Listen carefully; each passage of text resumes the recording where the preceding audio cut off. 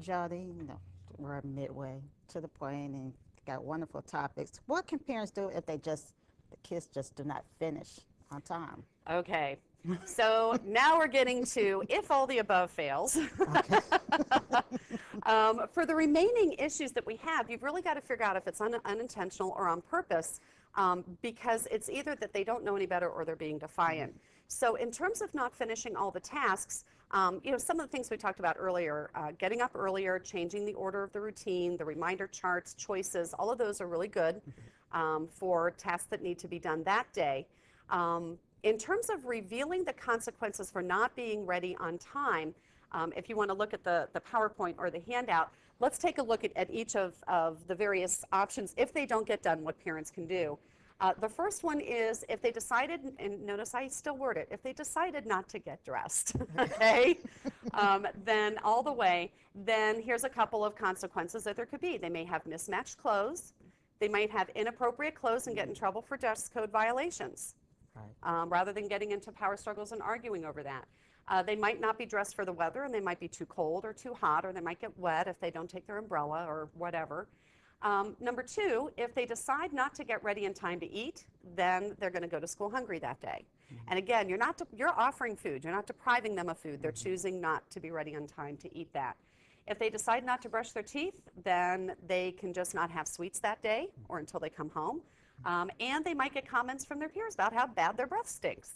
Now, some kids that doesn't faze them at all. Some kids are too young to care. But, bad BO, body odor, and Right. bad breath, certainly by And the it time there's happens. middle school and high school, man, they're going to start getting some comments. The So, hygiene. yes, so those are some things.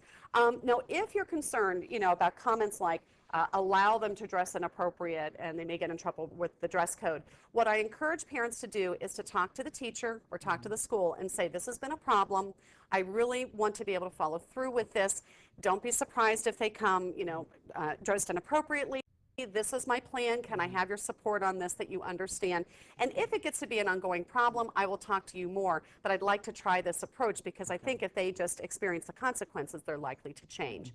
And usually if you approach teachers, from a standpoint of teamwork, can you support me on this? I'm going to support you in the classroom if you can support something I'm doing at home. And just to let them in so that they aren't thinking, oh my gosh, this parent doesn't care. They're letting their kid dress like this. But some parents it's not that they don't care, some just don't know, parenting skills. They just don't understand or what Yeah, to do. yeah. And that can be helpful if the child has shown that they're capable or that the parent has shown that they're capable of their child dressing appropriately. That tells the teacher that the parent does know what's appropriate. And so I think if the parent approaches the teacher and says, hey, this has been a problem, don't be surprised if you see, then I think that the teacher is going to be more understanding of that. Whereas if it's an ongoing problem, then the teacher actually, I do teachers tool shop where I teach teachers all these tools Okay. too, for the classroom. But for teachers tool shop, it would be if you see a parent their child has repeatedly come to school dressed inappropriately, you need to figure out for the parent, does the parent not know any better and not have the skills to know how to help their children, get dressed and all that? Or do they just not care? Which would be more on purpose. So all the tools apply with children and adults, and to all different kinds of situations, but we're just zooming in on the kids in the morning for today.